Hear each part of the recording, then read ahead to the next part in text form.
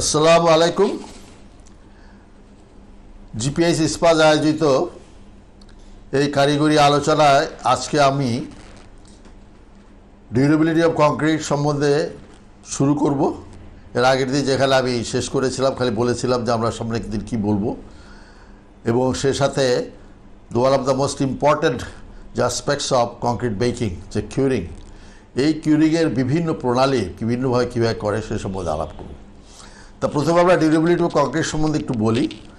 আসলে জিপিএস ইস্পাত যে সুযোগটা করে দিয়েছেন আমাদেরকে, আমার মনে হয় যে এটা আমাদের সকলের জন্য, এটা অনেক সময় এত ডিটেইলভাবে আমরা কোনো সময় কংক্রিট পড়াশোনা করি না, পড়াইও না, তার কারণ হচ্ছে সময় করা যায় না এবং এটাকে অ্যাকোমোডেট করা যায় না। এত বিরাট একটা কোর্স, আনলেস যারা স্পেশালিভাবে উচ্চতর মানে হায়ার স্টাডি করতে যেয়ে যদি কংক্রিট টেকনোলজি না নেন সাবজেক্টটা, আমি এখানে অনেকেই দেখেছি স্ট্রাকচারাল ইঞ্জিনিয়ারিংয়ে যারা উচ্চতর ডিগ্রি করে, ইঞ্জিনিয়ারিং বা এমএসসি করেন, তারা কংক্রিট টেকনোলজিটা নেন না, কিন্তু এটা মনে হয় কম্পালসারি করা দরকার। কংক্রিট ছাড়া সিভিল ইঞ্জিনিয়ারিং কোনো কনস্ট্রাকশন হয় না। ফলে আমার মনে হয় যে বিশ্ববিদ্যালয়গুলো যারা আজকাল প্রায় প্রতিটা বিশ্ববিদ্যালয় যেখানে মাস্টার্স ডিগ্রি করে সেখানে কংক্রিট টেকনোলজির এই সাবজেক্টটাকে কম্পালসারি করা দরকার। Durability of concrete is the ability to last a long time concrete without significant deterioration, যেটা আমি আগের দিনও বলেছি। এবার সেটা কী করতে হবে, খালি লোডে হলে হবে না। যে নর্মাল একটা বিল্ডিং, 10 তলা বিল্ডিং আছে, যে লোড আসতেছে, ভার্টিক্যাল লোড আসতেছে, আসছে, ল্যাটারাল লোড আসছে, তা না। ওয়েদারিং অ্যাকশনটা লাগবে। ওয়েদারিং অ্যাকশন যেটাকে বলে, কারণ একটা স্ট্রাকচার সমুদ্রের পারে হতে পারে, একটা স্ট্রাকচার ঢাকা শহরে বা ঢাকার বাইরে যে কোনো জায়গায় হতে পারে, সেটা হচ্ছে ফ্যাক্টরি, মিল, কলকারখানায় যেখানে হতে পারে, যেখানে ইটিপি আছে, অন্য কিছু আছে। ফলে অথবা একটা রানওয়েতে আপনি দেখেছেন যে কংক্রিট যে রানওয়ে যে সমস্ত থাকে, এগুলোরও অ্যাব্রেশন হয়, ক্র্যাক হয়, এটারও একটা ডিউরেবিলিটির ব্যাপার আছে। যা যেমন ঢাকা যে এয়ারপোর্ট যেটা আমাদের আছে, সেই এয়ারপোর্টে এককালে এটা কংক্রিট পেভমেন্ট ছিল। আমরা বুয়েট থেকে এটা প্রথম এটাকে করা হয়, এটা বিটুমিনাস লেইং করা হয় এটার উপর দিয়ে, এখনও মাঝে মাঝে এটা বিটুমিনাস লেইং করতে। ফলে এই কংক্রিটের সম্বন্ধে আমাদের জানতে হবে এবং এটার অ্যাব্রেশন, তাহলে সেটার এগেনস্টে কতদিন পর্যন্ত টিকবে, এটা হচ্ছে ডিউরেবিলিটি অফ কংক্রিট। তো ফলে এই রিকোয়ারমেন্টটা ডিপেন্ড করে তার এনভায়রনমেন্টের এক্সপোজার কী হচ্ছে। কংক্রিট যদি ক্লোরাইড অ্যাকশন যদি থাকে, সমুদ্রের কাছাকাছি কোনো স্ট্রাকচার থাকে, পার্টিকুলারলি আমাদের কোস্টাল এরিয়াতে, আমি দেখাবো যখন কংক্রিটের মধ্যে আমরা আসব, আমি অনেক ছবি দেখাবো যে যেখানে দেখবেন যে কংক্রিট কীভাবে ডেটোরিয়েট করে, তার কি পরিণাম, এটা দেখলে পরে আপনারা ভয় পেয়ে যাবেন। ফলে ডিউরেবিলিটি রিকোয়ারমেন্টসটা একটা বিল্ডিং যেখানে ঢাকা শহরে বিল্ডিং হবে সেটার যে ডিউরেবিলিটি রিকোয়ারমেন্ট, আর একটা অন্য জায়গায় যেটা হবে তার ডিউরেবিলিটি রিকোয়ারমেন্ট কিন্তু কমপ্লিটলি ডিফারেন্ট। এই জিনিসটা আমাদের খেয়াল করে ডিজাইন করে, খালি একই ডিজাইন আমরা করবো তা কিন্তু না, বা একই কনস্ট্রাকশন করবো তা কিন্তু না। Lack of durability may cause the following damages. কী কী ড্যামেজ হতে পারে দেখেন। ফাইন টু হোয়াইট ক্র্যাকস হতে পারে, স্কেলিং হতে পারে, অর্থাৎ কংক্রিট আস্তে আস্তে খেয়ে যাবে, সেটা হয়ে যেতে পারে। স্পলিং অফ কংক্রিট হতে পারে, এটা আমরা পরবর্তীকালে যখন কংক্রিটে যাবো আবার, সে সময় আমরা একটা একেবারে টেবিল করে কী কারণে কোনটা কী হয় সেটা আমরা দেখাবো।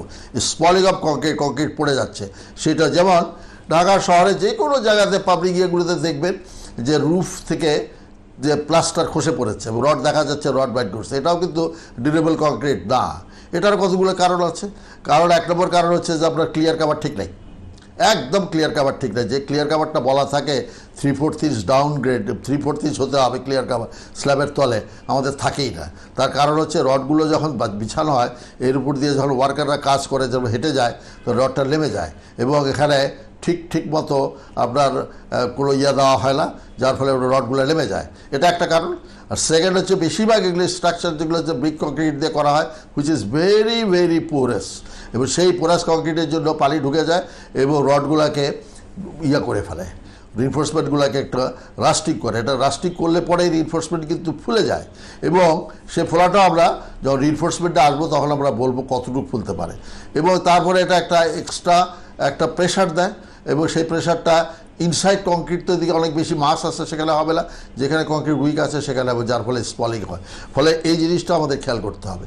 নেক্সট হচ্ছে disintegration of concrete can take place. একেবারে টোটাল কংক্রিট একেবারে ভেঙে যেতে পারে, অর্থাৎ ডিউরেবিলিটি যদি একেবারে কংক্রিট ফেটে যায় অনেক কলামে দেখবে যে পার্টিকুলারলি যদি কেমিক্যাল অ্যাটাক যদি হয় যে ফেটে গেছে, প্রথমে লম্বা করে ফেটে যাচ্ছে, তারপর আস্তে আস্তে চলটার মধ্যে খুলে পড়ে যাচ্ছে, এটা হচ্ছে ডিসইন্টিগ্রেশন হতে পারে। ডিপোজিট বাই সল্ট হতে পারে, can take place which is efflorescence of concrete, যেটা দেখতেছে যে সল্ট যদি আস্তে আস্তে জবে এটা সাদা একটা জিনিস হয়, সেটা একটা হতে পারে। এবার এটা যদি খুব বেশি হয়, খুব বেশি সল্টি জায়গায় হয়, তাহলে কিন্তু আমাদের দেওয়ালে যেটা হয় সেটা কিন্তু ইট থেকে আসে, আর কংক্রিটে যেটা হয় সেটা কিন্তু অ্যাগ্রিগেটের মধ্যে দিয়ে আসে, ফলে এফ্লোরেসিনটাও আমাদের খেয়াল করতে হবে। তাহলে ডিউরেবিলিটি অফ কংক্রিট ছাড়াও lack of durability is caused by external agent arising from the environment or by internal agent within concrete. These causes can be categorized as that physical cause, action of freezing and throwing, আমাদের দেশে action of freezing and থ্রোয়িংটা নাই, কিন্তু waiting and drawing আছে। অর্থাৎ waiting এবং drawing, অর্থাৎ এক সময় পানি আসতেছে আবার পানি কমে যাচ্ছে, এটা কোথায়? টাইডাল এরিয়াগুলোতে এই জিনিসটা হয়। এবং টাইডাল এরিয়ার কংক্রিট আমি পরবর্তীতে কংক্রিটের সময় দেখাবো কতগুলো ছবি, একেবারে তোলা ছবি, যেগুলো কীভাবে এগুলো হয়েছে এবং তাতে থার্মাল চেঞ্জের জন্য এই জায়গায় কীভাবে ডেটোনেশন প্রসেসটা শুরু হয়। নেক্সট হচ্ছে যে মেকানিক্যাল কজ, যে এটা হচ্ছে যে অ্যাব্রেশন অফ মেশিনারি। আপনি অনেক ফ্যাক্টরিতে দেখবেন ঠিকমতো যদি সারফেসটা যদি করে না করে, অনেক সময় আগে তো বেশিরভাগ সময় দেখা যেত যে যারা একটা ট্রলির মতো ইউজ করতো লোহার চাকা থাকে, এটাতে অ্যাব্রেশনটা খুব বেশি। ইদানিংকালে দেখতেছি আমি নিউমেটিক টায়ার্স ইউজ করে এবং মেটাল টায়ারের বদলে এগুলো ইউজ করে, তার ফলে এখানে যে আস্তে আস্তে আস্তে ডেবে যাবে, আস্তে আস্তে খেয়ে যাচ্ছে। আবার কেমিক্যাল অ্যাটাক যদি হয়, এই কেমিক্যাল রিয়াকশনটা হলে পরে সালফেট অ্যাটাক হতে পারে, সি ওয়াটার হতে পারে, ক্লোরাইড, এটা কিন্তু সবগুলো ক্র্যাকও করতে পারে, আপনার ডিসইন্টিগ্রেশনও হতে পারে এবং অন্য দিয়ে হতে পারে। ফলে কেমিক্যাল অ্যাটাকটা খুব ডেঞ্জারাস, এবং এটা যদি থাকে তাহলে কংক্রিটের সবচেয়ে বেশি ক্ষতি হয়। এখন factors affecting strength of concrete. The strength of concrete at a given age and cured in water at a prescribed temperature is assumed to depend primarily on the factors only water cement ratio and the degree of compaction. এইটাই Neville সাহেব তার বইতে বলেছেন যে strength of concrete at a given age and cured normal কন্ডিশনে prescribe টেম্পারেচারে যদি হয়, assumed to depend primarily on two factors, water cement ratio and the degree of compaction. Degree of compaction যদি না করেন, যেটা আমি বলেছি আপনাদেরকে বা আমাদের সবার জন্য বলেছি যে আমরা কিকার করি, কিকারে কোনো রকম কম্প্যাকশন হয় না। আমি আবার বলতেছি, আপনারা যেখানে থেকে শুনতেছেন বা দেখছেন, আপনাদের আশেপাশে আপনার নিজের কাজ যদি নাও হয়, অন্যরা করতে চায়, তাদেরকে কিকার থেকে বিরত রাখুন। কিকারে কোনো রকম কম্প্যাকশন হয় না।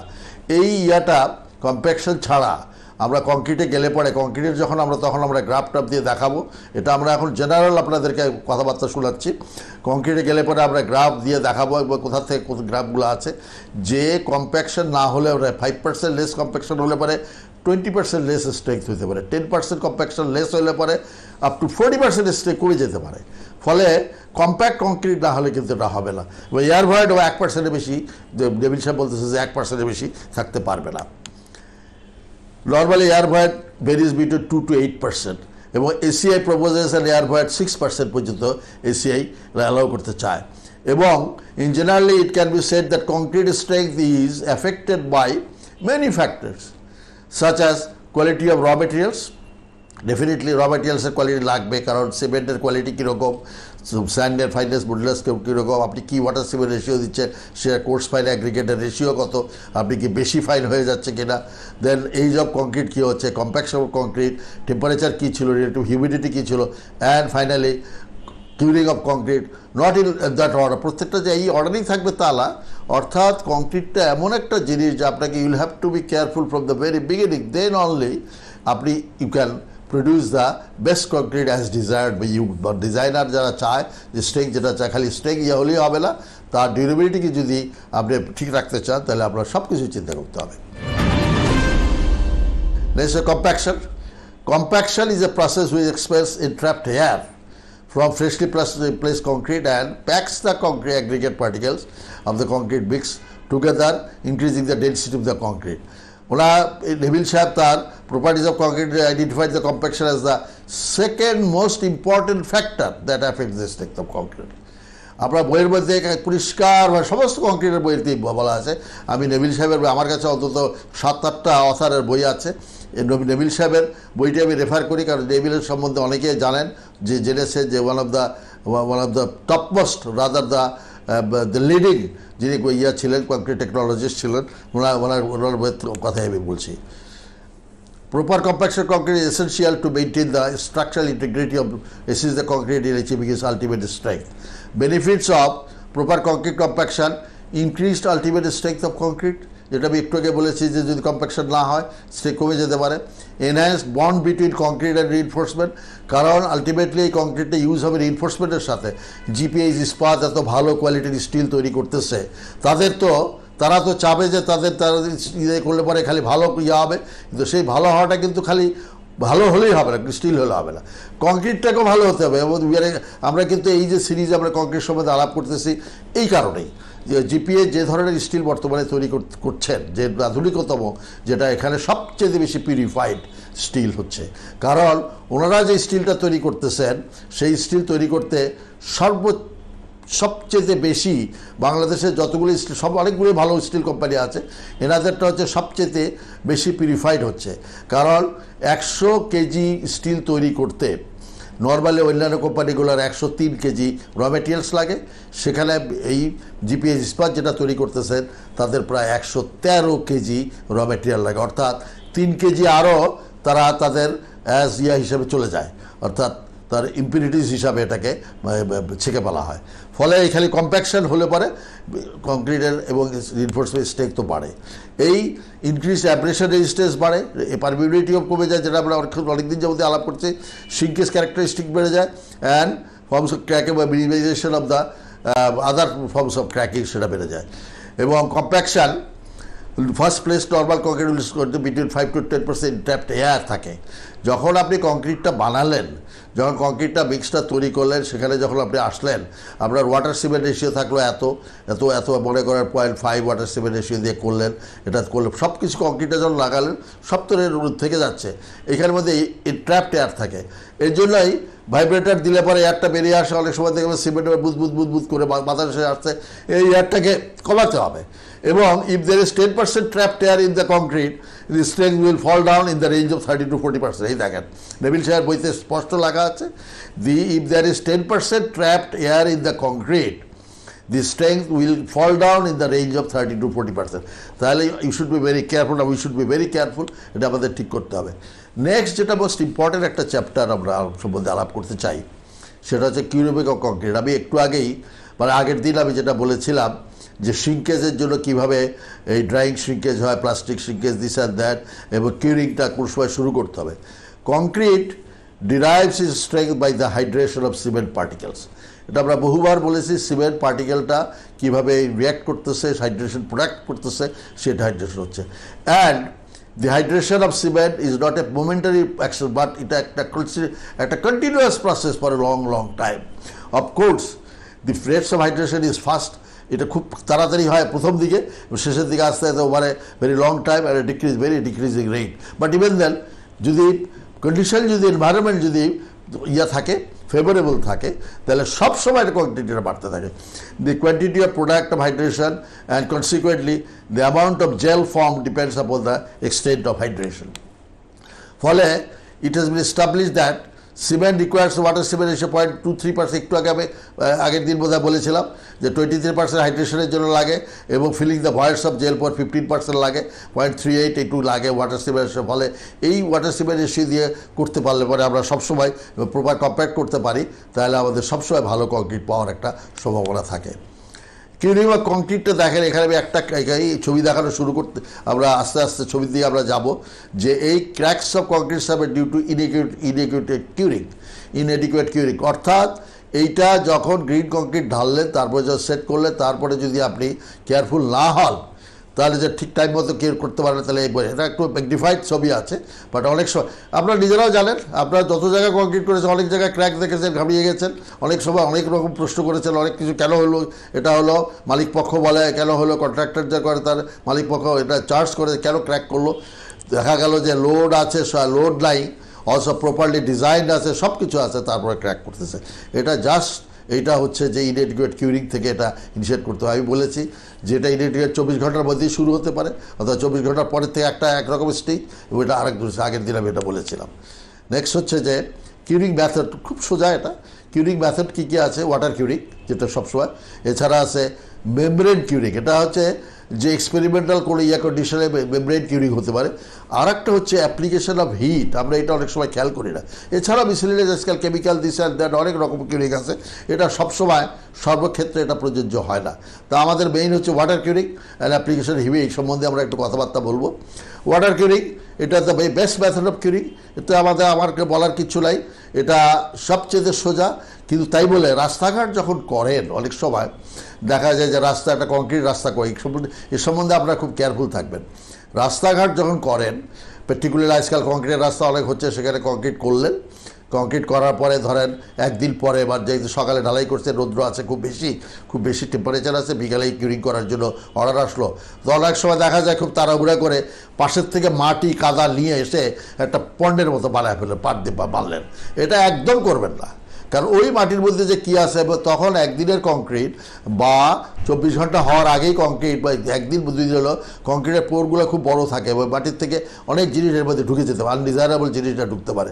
ফলে ওয়াটার কিউরিং যদি এই জায়গায় করতে চান, ছাদের উপরে করলে তো মাটি পাচ্ছেন না, সেখানে করে কি সিমেন্ট মর্টার দিয়ে একটা বাঁধ দেয়, তারপরে সেখানে করে। ফলে এই জায়গায় সেই জিনিসটা করতে হবে। নেক্সট হচ্ছে যে ওয়াটার কিউরিং হচ্ছে একটা হচ্ছে যে ইমার্শাল পন্ডিং, ওই যেটা বললাম, ইমার্শাল হতে পারে, পন্ডিং হতে পারে, স্প্রেইং আর ফগিং হতে পারে, ওয়েট কাভারিং ভিজায় করতে পারে। এখন দেখেন যে একদিনের মধ্যে কি করবেন, যদি দেখেন যে খুব বেশি আর 24 ঘন্টা হওয়ার আগেই আপনি 6 ঘন্টা পরে আপনি ওয়েট কাভারিং করেন, ওটা সালা মিশিয়ে দেন, অর্থাৎ আপনাকে এটা রাখতে হবে। তার পরের দিন পন্ডিং করলেন, এই জিনিসটা হতে পারে। নেক্সট হচ্ছে অ্যাপ্লিকেশন অফ হিট, এই জিনিসটা আমি একটু ভালোভাবে বলতে চাই যে অ্যাপ্লিকেশন অফ হিট দিয়ে আমরা কিউরিং করলে পরে অনেক সময় এটা অনেক ভালো রেজাল্ট পাওয়া যায়। আপনি বলবেন যে আপনি হিট করবেন কেমন করে? অ্যাপ্লিকেশন হিট করার জন্য আপনার প্রসেস আছে। এটা কোথায় লাগে? এটা হয় যে ফ্যাক্টরিগুলোতে, পার্টিকুলারলি প্রিস্ট্রেস কংক্রিট যে সমস্ত ইয়াতে ফ্যাক্টরি ওরিয়েন্টেড করে, সেখানে যা পোল করে, এগুলো ফ্যাক্টরিতে প্রিস্ট্রেস পোল দেখতেছেন বাংলাদেশে ইউজ হয়। এখানে steam curing at ordinary pressure হতে পারে, steam curing at high pressure হতে পারে। এবং এখানে বলছি steam curing at ordinary pressure, এটা অর্থ হচ্ছে যে এই স্টিম একটা চেম্বার বানালেন, সেখানে কংক্রিটটাকে দিলেন, ওই স্টিম সেখানে পাস করলেন। এই স্টিম কিউরিংয়ের মধ্যে, কারণ স্টিমটা যখন ঢোকে তখন তার টেম্পারেচার থাকতেছে 100 ডিগ্রির কাছাকাছি, কিন্তু তারপরে আস্তে আস্তে টেম্পারেচারটা ফল করে। অর্থাৎ মানুষ যে এই যে সলা ভাত করে যেরকম একটা টেম্পারেচারের মধ্যে একটা গরম থাকে, সেটা হচ্ছে অর্ডিনারি প্রেশার।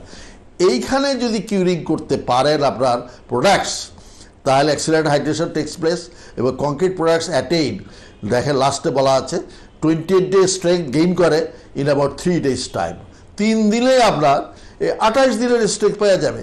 অর্থাৎ আমাদের এখানে যারা এই যে কংক্রিট ব্লকস আজকাল বানাচ্ছেন, আমি দেখেছি, আমি নাম বলতে চাই না, অনেকেই, আমি অনেক জায়গায় গিয়েছি, আমি দেখেছি তারা কোনো কিউরিংই করে না, কিন্তু কিউরিংটা করা দরকার, তাহলে কিন্তু তাদের কংক্রিট ব্লকগুলো কিন্তু ভালো হতো, আরও ডিউরেবল হতো।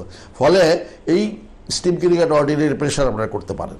আর একটা যেটা হাই প্রেশার স্টিম কিউরিং যেটা বলে, এইটা হচ্ছে যে যখন আপনি ক্লোজ চেম্বার করতেছেন, স্টিম কিউরিং একটা atmospheric pressure, temperature of the steam is naturally below এত থাকে, কিন্তু একটা চেম্বার করলেন, চেম্বারের মধ্যে আপনার ইয়েগুলো রাখলেন, পোলগুলো রাখলেন, বা যেটা প্রিকাস্ট মেম্বারগুলো যেগুলো রাখলেন সব রেখে আপনি তাড়াতাড়ি স্টিম কিউরিং দিলেন, স্টিমটা ঘরে থেকে যাচ্ছে আন্ডার প্রেশার। এটাকে বলে এই সাপ্লাইটি steam at high pressure and high temperature is applied on the concrete, এটাকে বলে অটোক্লেভিং। এবং এইটার বেনিফিটটা কি? High pressure steam curing cured concrete develops in 1 day or less the strength as much as the 28 day strength. 28 দিলে আপনি কংক্রিটের যেটা পাচ্ছেন সেটা কিন্তু আপনি একদিনে পেয়ে যাচ্ছেন। Normally cured concrete strength develop does not show any retrogression, অর্থাৎ পরে যাবার কমে যায় স্ট্রেংথ, তা কিন্তু দেখা না। High pressure steam cured concrete exhibits higher resistance to sulphate attack, freezing and thawing action, drying and wetting and drying action, কেমিক্যালের সব কিছুতে also shows less efflorescent. High pressure steam cured concrete exhibits lower drying shrinkage and moisture movement. ফলে আমাদের এই জিনিসটা হচ্ছে যে আমরা কিউরিং সম্বন্ধে we should be very careful. আর একটা জিনিস বলে আমি শেষ করবো, সেটা হচ্ছে যে অনেক সময় বিম আপনারা খুলে ফেললেন, আমরা কোনো কারণে মনে করেন 7 দিন পরে খুলে ফেলেন, কিন্তু আমরা আজকাল যে সমস্ত সিমেন্ট যেটা এই যে পিসিসি দিয়ে আমরা কংক্রিট করি, এটা কিন্তু একটা লং টার্ম পর্যন্ত কিওর করেন। নিচ থেকে খুলে ফেললেন, উপরে স্ল্যাবে আপনি পন্ডিং করে রাখছেন, নিচ থেকে কী করবেন? এটা কিন্তু করার খুব নিচ থেকে স্ল্যাব খুলে ফেলছেন, এটা করবেন কি? এটাও কিন্তু কিউরিং করতেই হবে কোনো অনেক দিন। কিউরিং না করলে কিন্তু স্ট্রেংথ আমরা গেইন করতেছিলাম। কীভাবে কিউরিং করবেন? এখানে তো ওয়েট করে রাখা ঠিক না, হলে একটু একটু পানি দিলাম।